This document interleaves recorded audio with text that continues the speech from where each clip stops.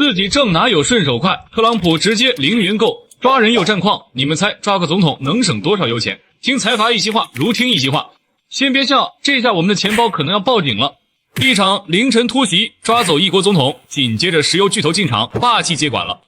据澎湃新闻报道，这位有礼貌的特朗普先生还特意开了个发布会，他用一种今天天气不错，所以我决定接管一个国家的语气宣布，美国现在开始管理委内瑞拉了。你没听错，不是调解，不是斡旋，就是直白的接管。他还特别贴心的补充，至于什么时候还给委内瑞拉人，这由美国决定。为啥这么干？当然是为了爱与和平，好吧，不装了，摊牌了，就是为了石油。特朗普说要派美国的大石油公司进去，把委内瑞拉破旧的石油设施修好，然后开始为这个国家赚钱。这话翻译成大白话就是人我抓走了，油田我也要了，记得打钱。其实仔细看看时间线，你会发现这整出戏早就有铺垫了。就在这次突袭前不到1个月，美国财政部刚宣布对委内瑞拉实施新制裁，瞄准了马杜罗的3个侄子，还有6家运输委内瑞拉石油的公司。当时就有人分析，这是美国对委内瑞拉制裁从纸上谈兵升级到动真格的信号。特朗普把这一套叫做唐罗主义，也就是唐纳德·特朗普版的门罗主义。什么是门罗主义？那是19世纪美国总统门罗提出的美洲是美国人的美洲。现在特朗普给它升级了，变成了美洲的石油也是美国人的石油。这操作真是简单，直接不绕弯子。你可能会问，特朗普为啥对委内瑞拉的石油这么上心？这油到底有多香？我这么跟你说吧，委内瑞拉的石油储量全世界第1，比沙特还多。但这些石油大多是种植原油，有点像南肯的硬骨头，开采成本高，需要大量资金和技术。因为国内管理问题，投资跟不上，再加上国际制裁的大棒子一顿敲打，它的石油产业现在是王小二过年，一年不如一年。到现在，它每天的产量大概只有110万桶左右，只占全球总产量的区区 1%。特朗普盯上的就是这块看似难啃，实则肥美的硬骨头。他在记者会上毫不掩饰地说，美国石油公司要投几十亿美元去修那些破设施。这听起来像是去做慈善吗？当然不是，这是要去赚大钱的。而且时机选的那叫一个准。2026年全球石油市场本来就面临供应过剩的压力，美国、巴西、圭亚那这些非欧佩克国家的产量一个劲的往上涨。这时候如果能把委内瑞拉的石油资源控制住，美国在全球能源市场上的话语权可就大大增强了。这就像打牌，手里突然多了一张王牌，能不开心吗？特朗普这么一搞，国际上反响可不小。想想看，就在不久前，委内瑞拉总统马杜罗还写信给石油输出国组织秘书长，警告美国在加勒比海地区加强军事部署，可能危及全球能源市场稳定。现在看来，他的担心还真不是空穴来风。这场风波的影响像石头扔进水里，影响远不止在石油市场。美国等于是把后院里最刺头的那根钉子彻底拔了，以后在美洲说话分量更重了。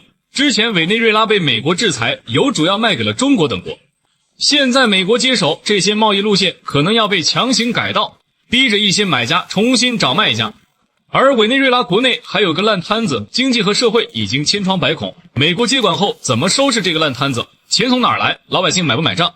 这绝对是比开采石油更头疼的日常任务。石油赚了钱怎么分？美国公司拿多少，用来重建委内瑞拉多少，这会是未来争吵的核心。最大的悬念是中国。中国在委内瑞拉有巨额贷款和投资，这些债权怎么办？美国会认吗？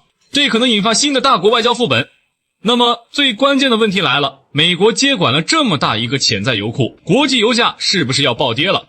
加油能便宜点不？答案是可能让你失望了。短期之内该多少钱还得多少钱。为啥？因为现在的全球石油市场根本不在乎多这么一口饭，他自己正撑得慌呢。但长期来看，情况就复杂多了。首先，如果美国真控制住委内瑞拉石油并加大开采，那全球石油供应就多了，这反而可能压制油价。其次，全球石油市场现在面临的是供应太多的问题。2026年第一季度，全球原油库存增加的速度可能达到高峰，每天供应过剩的量可能在200万到400万桶之间。这么多油可不是一两场地缘政治事件就能消化掉的。